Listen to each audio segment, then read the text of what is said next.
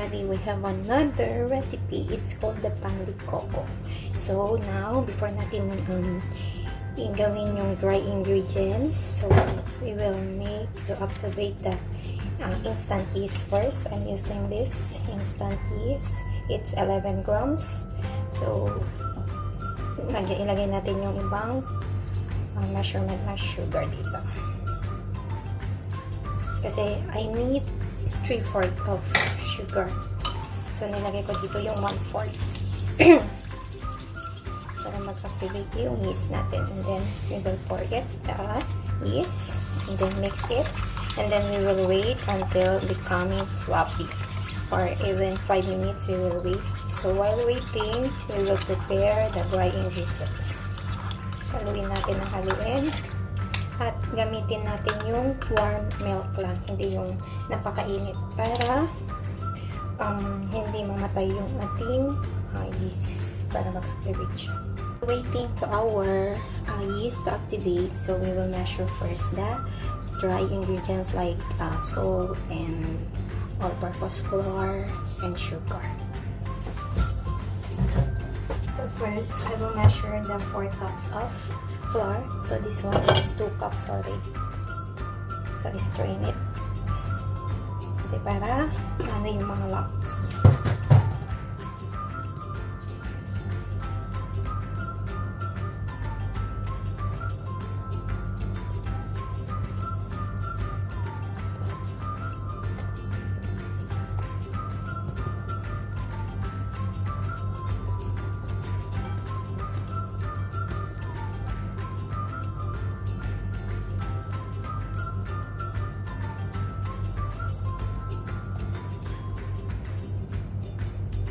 So, see, may mga konti-konti buo-buo.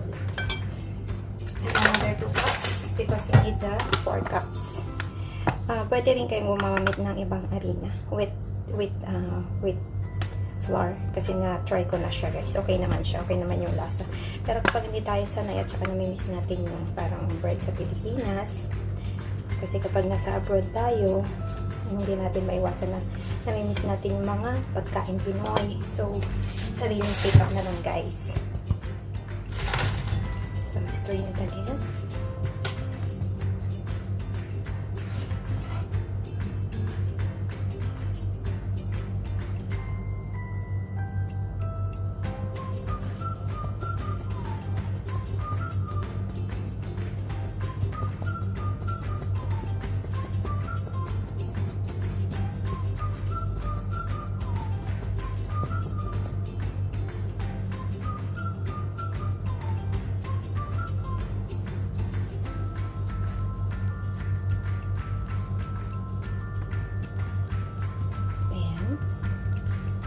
Na siya.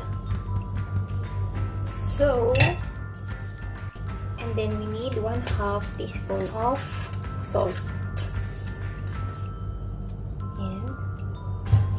And then another portion of sugar. Kasi nilagay ko sa yung another 1/4 nilagay ko siya sa para ma-activate yung yeast natin. So, ito na yung another 1/2.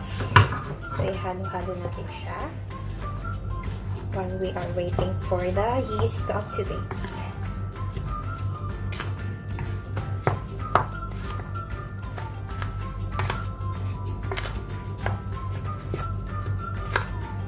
Ayan. Guys, now, na-activate na yung yeast. You see? Kapag ganyan, na-activate na. So, ibig sabihin, buhay yung yeast nyo.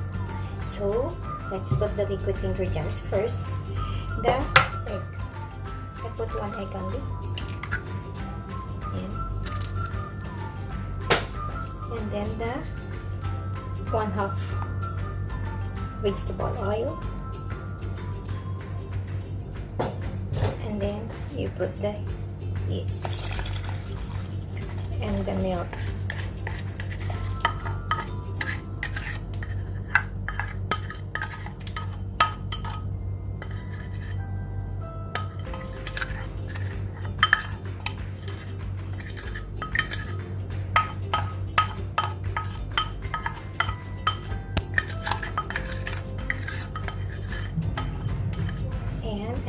halo-haluin natin guys.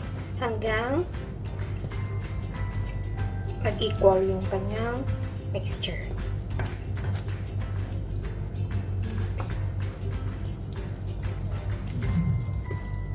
Ayan.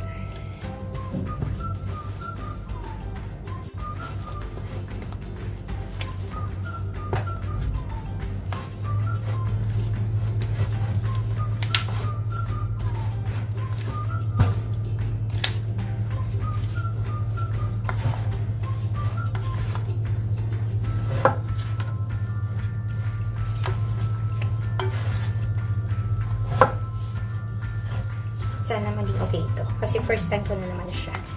First time ko na naman gagawin with the white flour. Pero before I use the wheat flour, okay naman siya.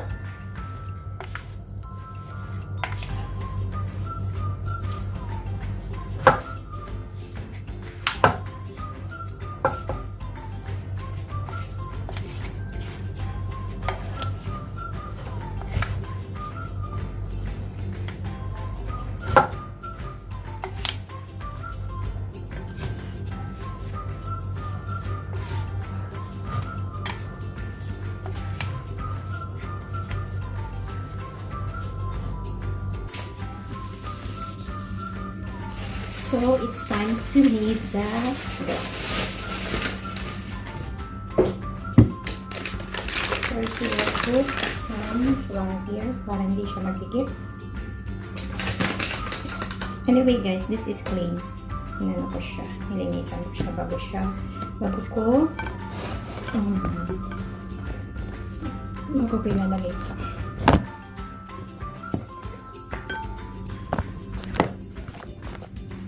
Sa link mo. Yung addition natin yung rest. 1 and 4.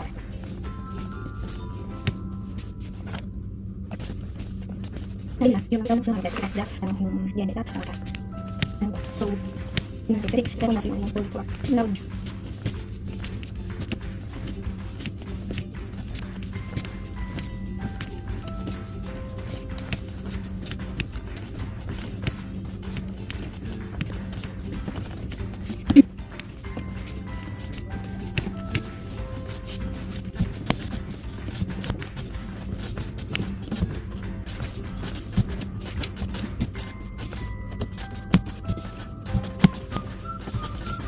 Yan siya guys. So, i-blend ko more. So, ayan. Okay. Yan. And then, next 4. Okay. Yan. Then, pot. Yan. And then, it's family size. Ang gawin lang. Ang saan lang. Ang tawar siya. So, from 4. Pero, mag-isip lang. 3, 4. Yung mga 2. Next 4. Ayan. Ang gamit ko guys. Ito. Baker's Coconut Flakes. Sweetened. So, sweet na siya. So, hindi ko na masyado lalagyan ng sugar. So, nilagyan ko na ng butter. Ayan. And then,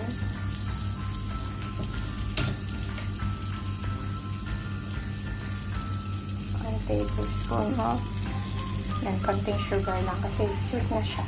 Sweet na yung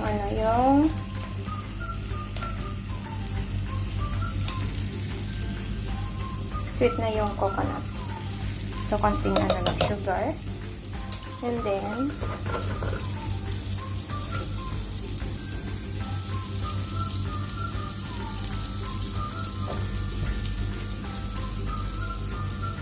milk.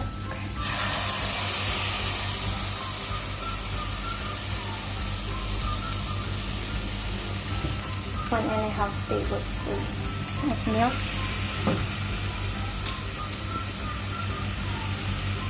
And then, vanilla. That's it.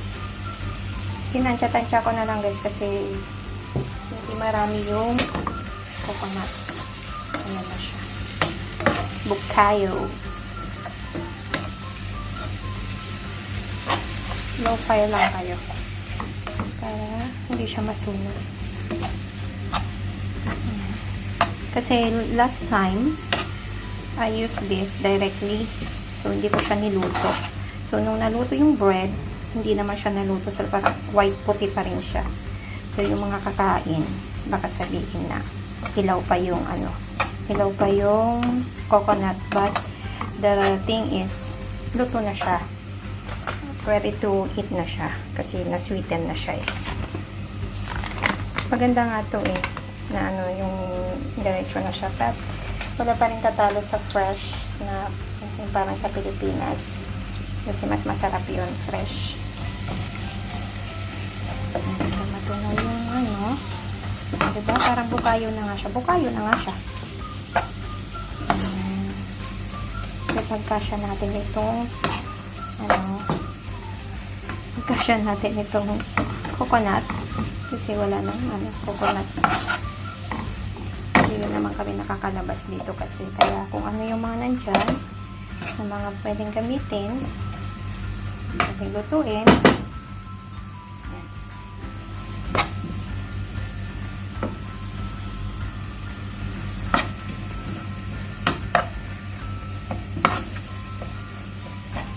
And we taste it.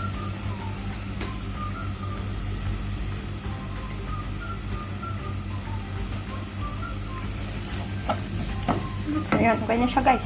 So guys, this is it. The dough. So nag-rise na siya. And then we will pour it here. At i-flatten natin siya. Ayan.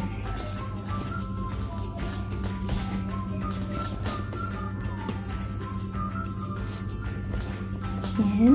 And then, hahatiin natin siya kasi masyado siyang marami.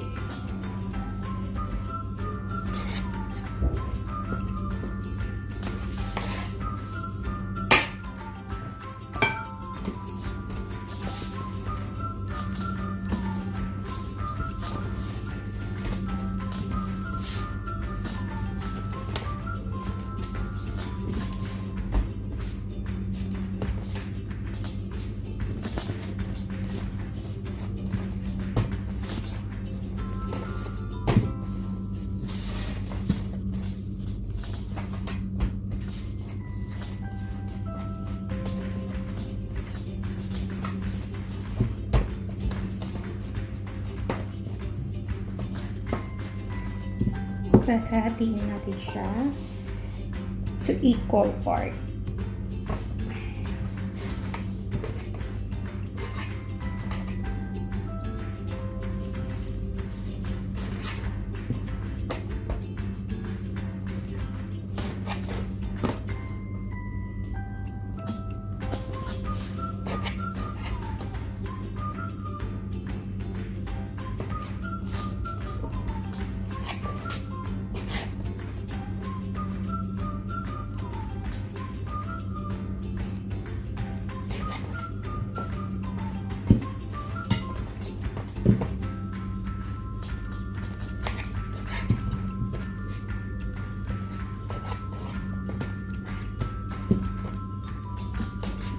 Ayan, the other half of the dough is ito na yung ano kanina ito nito yung coconut na niluto ko. So flatten natin siya.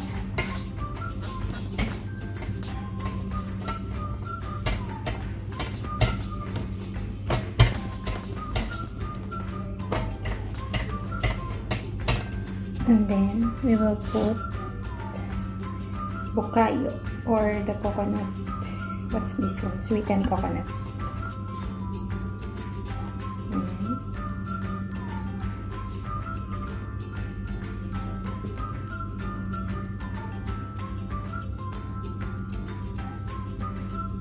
Ganyan guys. And then,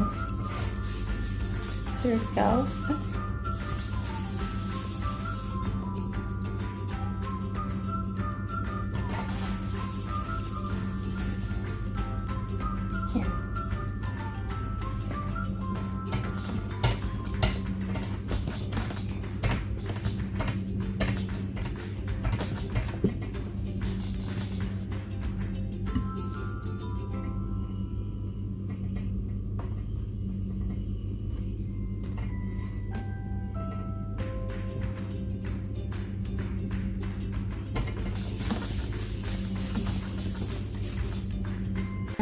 Lalagyan natin siya ng butas-butas. Butas-butas. Ang ano lang to guys. 10 to 20 minutes luto na siya. Ayan. And after that, egg wash. Ayan.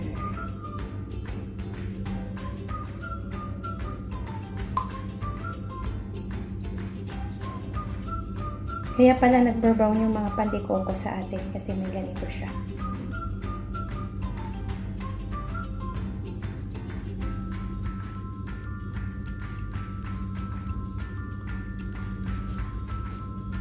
So, sana success ang aking pan de coco because this is my first time again. Kung ano na lang yung mga naiisip natin na lulutuin ngayong quarantine.